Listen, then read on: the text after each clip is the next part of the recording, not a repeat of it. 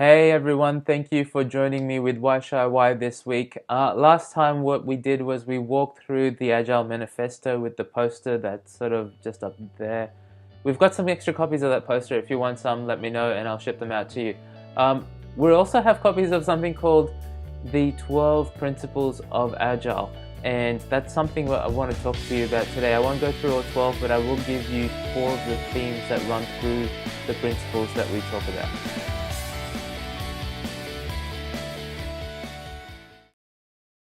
All right, so let's get into it. 12 principles of Agile.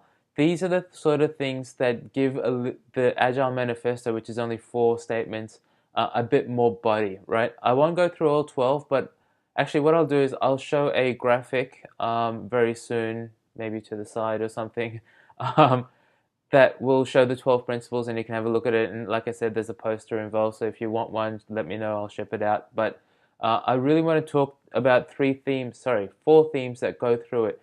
The first one, guys, is customer and software. Okay, these are the things that we cannot do without in an agile team. We're not about technology anymore. We're not about coding. We're not about all the things that you would think a software development team, an application development team is about. We're actually about service and we're about getting software out the door, right? And so one of the things you figure out very early on when you go to an agile shop is that it's all about progress is measured on how much software you're getting out the door, and progress is measured on the relationship you're having with your customers. It's always interesting onboarding a new customer. I did one this morning actually, onboarding them into the process we use. We obviously use Agile Scrum for our own processes. And I get this weird mix of excitement and apprehension at the same time because I know they're not expecting this. I know they don't understand the process, and so there's going to be a little bit of fear there. But I know also that if they engage with us at the level that we need, we're going to have a really amazing relationship with our customers, right? And so that ends up being by far the best way to understand how well your project is going, your application project is going, phone apps, web apps, whatever it is. Okay, so customer and software, the key ways to determine how good your project is, how healthy it is. Um, let's then switch over to collaboration and team. Now, customer is a specific case of collaboration, but you have to collaborate with multiple stakeholders, especially if you're in a corporate environment. You've got senior management, you've got potential outside vendors, people like third-party apps or somewhere who's doing your hardware for you, all sorts of outside suppliers. You've got your internal user base, you've got your UAT testers, you've got your own testers, you've got people approving your user stories. There's a whole gamut of stakeholders involved. The only way to get this done is to talk to them, okay? Allowing developers to be porous and have communication with all parts of the organization and all the stakeholders can only lead to a better piece of software. Okay, do not lock them into a corner and only allow access during certain times or stuff like that. That just never works, guys. We've got to implement this fully engaged process because it allows us to build better software at the end of the day quicker. Okay, so it's cheaper as well. Not the cheapest way to do it, but very cheap. Okay, and then collaboration also means within the team, right? So Scrum teams, for example, will say that you need to have 7 plus or minus 2 people. I've seen Scrum teams with 1 person, but I've never seen Scrum teams with more than sort of 13, 14. Well, I have, but it doesn't work.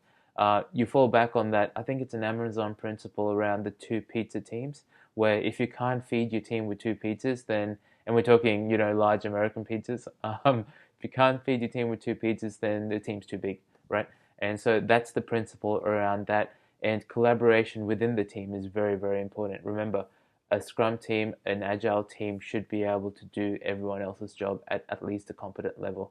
That doesn't happen straight away, but that's the goal. Okay. Speaking of goals, the third theme that goes through Agile is closed loop learning. Okay, we're very iterative. It happens every 2 weeks in most cases, and so what you're doing is you're learning from your last sprint and you're applying to your new sprint, right? It's all about learning, guys. Think about it like this. if sprint 1 is an experiment, you learn from the results of sprint 1 and you apply them to the experiments you do in sprint 2, and so on and so forth. It's just that those experiments are all about software, so you're building software as you go. But the nice thing about that is it allows for change, right? Which is our last theme. In fact, we encourage change in requirements, which is a very big no-no in some of the more traditional ways to run software.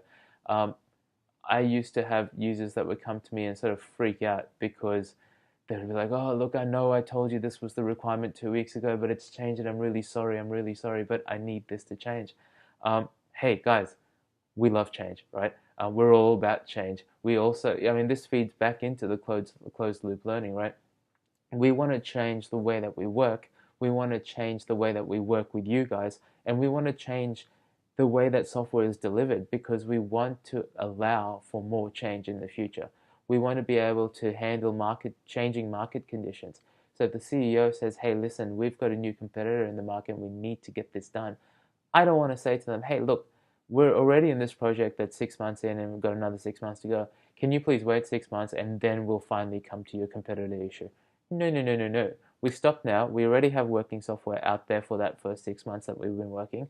We'll redirect some of our effort into making this competitor, want to go back to wherever they came from, right? So, guys, change is really important for us in Scrum. Okay, I think that's pretty much it for me today. A quick rundown on the 12 principles, 4 themes. Again, if you guys want a poster of either the principles or the Agile Manifesto, let me know.